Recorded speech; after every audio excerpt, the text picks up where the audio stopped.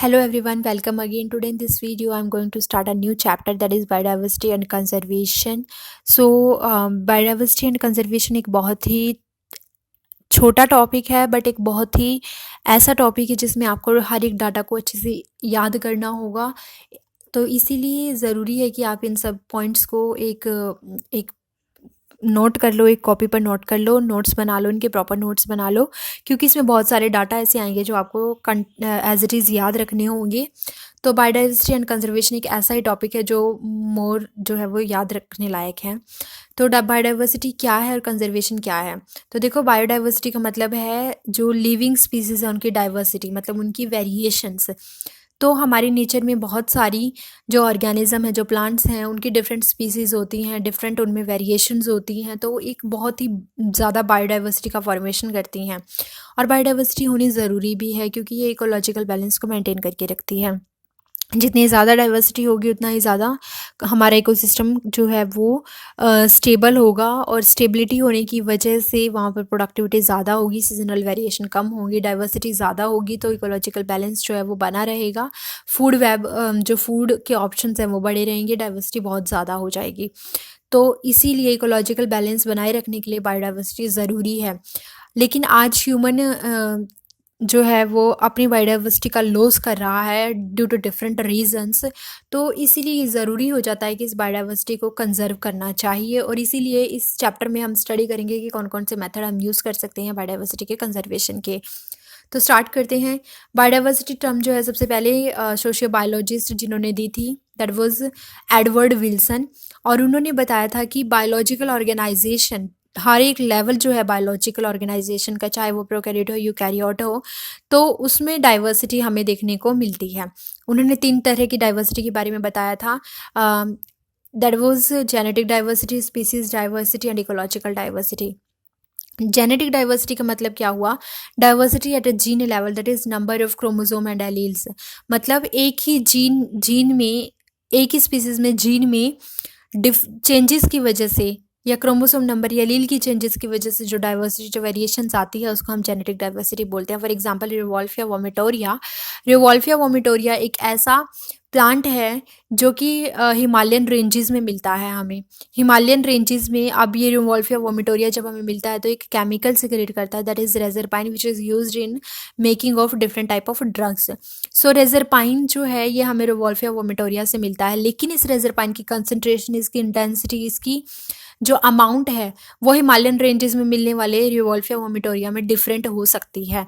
तो इस तरीके से हम बोल सकते हैं कि यहाँ पर जेनेटिक लेवल पर जो है वो चेंजेस है, क्योंकि इसकी कंसंट्रेशन, इसकी इंटेंसिटी चेंज है हिमालयन रेंजेस में मिलने वाले रिवॉल्फिया वोमिटोरिया के डिफरेंट प्लांट्स में। तो हम बोल सकते हैं कि रेजरपाइन जो है वो जेनेटिक लेवल पर डिफरेंट है, यानी कि इन प्लांट्स में जो जेनेटिक डाइवर्सिटी हमें देखने को मिलेगी, इसी वजह से इनमें क्रोमोसोम नंबर चेंज होंगे, या फिर हो सकता है एलील चेंज हो, जिसकी वजह से हमें रेजरपाइन की इंटेंसिटी में फ़र्क मिलता है। इसीलिए इसको हम जेनेटिक डाइवर्सिटी बोलते हैं। नेक्स्ट आता है स्पीसीज डाइवर्सिटी, मतलब diversity at the species level is known as species diversity. और स्पीसीज डाइवर्सिटी का मतलब हो गया कि एक ही जीनस की एक स्पीसीज जो है उसकी हमें डिफरेंट प्लेसेस पर डाइवर्सिटी में फ़र्क मिलेगा। हो सकता है, जैसे अगर हम बात करें वेस्टर्न घाट्स, वेस्टर्न घाट में एम्फीबियंस जो है उनकी ज़्यादा डाइवर्सिटी होगी, लेकिन ईस्टर्न घाट में जो स्पीसीज़ है उसकी ईस्टर्न घाट में जो एम्फीबियंस है उनकी डाइवर्सिटी कम होगी। तो स्पीसीज डाइवर्सिटी डिफरेंट एरियाज पर डिफरेंट है, इसीलिए हम बोल सकते हैं कि यहाँ पर स्पीसीज़ के लेवल में डाइवर्सिफिकेशन है, जिसको हम स्पीसीज डाइवर्सिटी बोलते हैं। वैसे एक बहुत ही ज़्यादा पूछा जाने वाला क्वेश्चन है कि एम्फीबियन की डाइवर्सिटी वेस्टर्न घाट में ज़्यादा है या ईस्टर्न घाट में? तो western Ghat have more amphibian diversity than eastern Ghats. उसके बाद इकोलॉजिकल डाइवर्सिटी की बात करें तो इकोसिस्टम के लेवल में डाइवर्सिटी अगर हम बोलते हैं तो उसको इकोलॉजिकल डाइवर्सिटी बोलते हैं। जैसे कि इंडिया है, India has more ecological diversity as compared to Scandinavian country like Norway. Scandinavian country जो होती हैं उसमें हम कौन कौन सी कंट्री को इंक्लूड करते हैं? स्वीडन हो गया, डेनमार्क हो गया, नॉर्वे हो गया। तो ये तीनों कंट्री जो हैं वो होंगी स्कैंडिनेविया कंट्री, इनको बोलते हैं।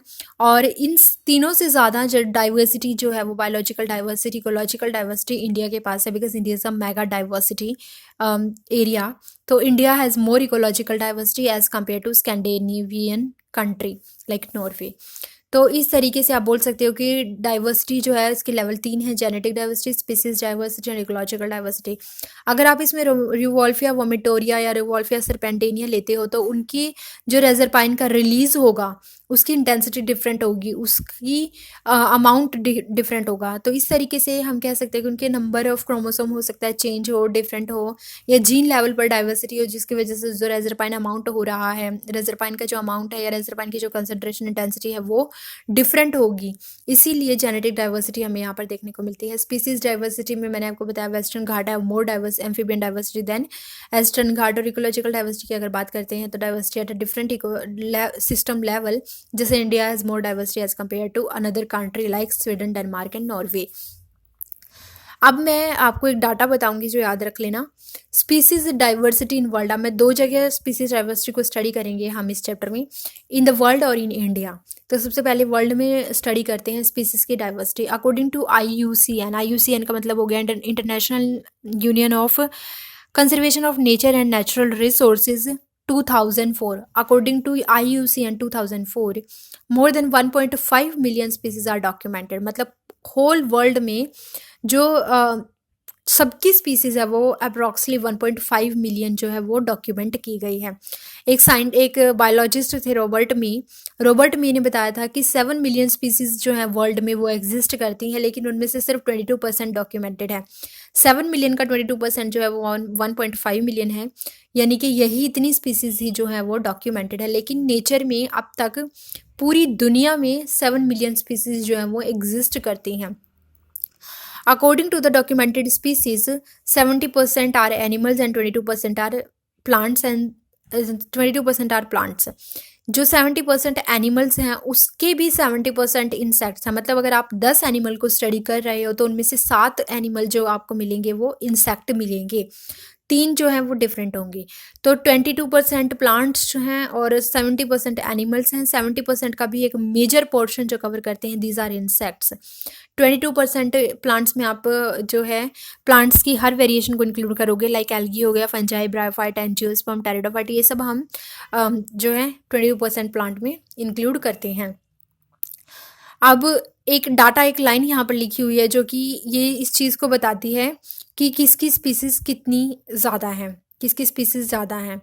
तो लाइक अगर हम यहाँ पे बात करते हैं फंजाई स्पीसीज़, प्लांट्स की अगर मैं वेरिएशन देखती हूँ तो फंजाई की स्पीसीज़ जो है वो नेचर में सबसे ज़्यादा। अगर प्लांट्स में मैं अमाउंट देखती हूँ, प्लांट्स में देखती हूँ किसकी स्पीसीज़ ज़्यादा हैं, तो फंजाई की स्पीसीज़ सबसे ज़्यादा है, फिर फिशेज़ और एम्फीबियन की स्पीसीज़ आएगी, और उसके बाद रेप्टाइल्स और मैमल्स की स्पीसीज़ आएगी। मतलब रेप्टाइल्स और मैमल्स की स्पीसीज़ में जो वेरिएशंस है वो कम है as compared to the fungi species and fishes and amphibian species. तो ये याद रख लेना डाटा। यहाँ पर एक NCERT में एक इस प्रकार से सर्कल बना करके भी बता रखा है इस चीज़ को। फंजाई की स्पीसीज़ ज़्यादा है, फिर फिशेज़ और एम्फीबियंस हैं, और फिर रेप्टाइल्स और मैमल्स हैं। उसके बाद इंडिया में बात करते हैं। इंडिया है अमंग 12 मेगा डाइवर्सिटी। और नाउ जो है बायोडाइवर्सिटी कितनी देखी गई हैं दुनिया में, दैट आर 17। पहले जो है वो 12 मेगा डाइवर्सिटी जो है डॉक्यूमेंटेड थी, लेकिन अब 17 मेगा डाइवर्सिटी जो है वो डॉक्यूमेंटेड है, जिनमें से इंडिया भी एक बायो मेगा डाइवर्सिटी है। और it covers 2.4% of the world land area. मतलब दुनिया का जितना भी लैंड एरिया है उसका 2.4% जो है वो इंडिया कवर करता है। लेकिन पूरी दुनिया में जितनी स्पीसीज डाइवर्सिटी है उसका 8.1% इंडिया से ही है। मतलब इंडिया जितनी डाइवर्सिटी हमें देता है उसका वो 8.1% है पूरी दुनिया का, जिसमें 45,000 प्लांट्स की स्पीसीज़ इंडिया में मिलती हैं और 90,000 स्पीसीज़ जो है एनिमल्स की वो इंडिया में मिलती हैं। स्पीसीज़ यानी एनिमल्स की इतनी वेरिएशन, 90,000 स्पीसीज़ जो है वो इंडिया में हैं अकेले, और 45,000 स्पीसीज़ प्लांट्स की वो इंडिया में मिलती हैं। According to may estimate 1 lakh species of plants and 3 lakh species of animals are yet to be discovered in India. मतलब अभी तक जो भी जैसे मैंने आपको बताया प्लांट्स की 45,000 स्पीसीज़ जो हैं वो हमें इंडिया से मिलती हैं और ना एनिमल्स की 90,000 स्पीसीज़ इंडिया से मिलती हैं। लेकिन रॉबर्ट मे जो थे उन्होंने कहा था कि 1 lakh species of plant and 3 lakh species of animal, मतलब अभी भी प्लांट्स की 1 लाख और एनिमल्स की 1 लाख 3 लाख स्पीसीज़ जो हैं वो इंडिया में अभी भी डिस्कवर होनी बाकी हैं, अभी तक ये डिस्कवर नहीं हुई हैं। तो यानी कि इंडिया एक बहुत ही डाइवर्सिटी रिच एरिया है। यहाँ पर ये दुनिया का लैंड एरिया जो है उसका 2.4% कवर करता है, जो कि कम है, लेकिन ये पूरी डाइवर्सिटी का 8.1% कवर करता है, जो कि बहुत अच्छा कंट्रीब्यूशन है, जिसमें प्लांट्स की स्पीसीज 45,000 है, एनिमल्स की 90,000 स्पीसीज है। याद रख लेना इन पॉइंट्स को, बहुत इंपॉर्टेंट है, ये दोनों क्वेश्चन बनते हैं बहुत बार। मैंने बताया था कि अभी भी और भी बहुत सारी ऐसी स्पीसीज़ हैं जो प्लांट और एनिमल्स के डिस्कवर होनी बाकी हैं इंडिया में। तो आज के इस वीडियो में इतना ही। मैंने आपको आज बायोडाइवर्सिटी की टर्म बताई है जो कि एडवर्ड विल्सन ने दी थी। 3 लेवल की डाइवर्सिटी बताई, जिसमें जेनेटिक, स्पीसीज, इकोलॉजिकल डाइवर्सिटी के बारे में बताया। वर्ल्ड की डाइवर्सिटी के बारे में बताया, जिसमें मैंने डॉक्यूमेंटेड स्पीसीज़ के बारे में डिस्क्राइब किया, और एक इंडिया की डाइवर्सिटी बताई, और इंडिया को एक मेगा डाइवर्सिटी रिच रीजन बोलते हैं, ये भी याद रखना, ये डाटा याद रखना। Thank you friends.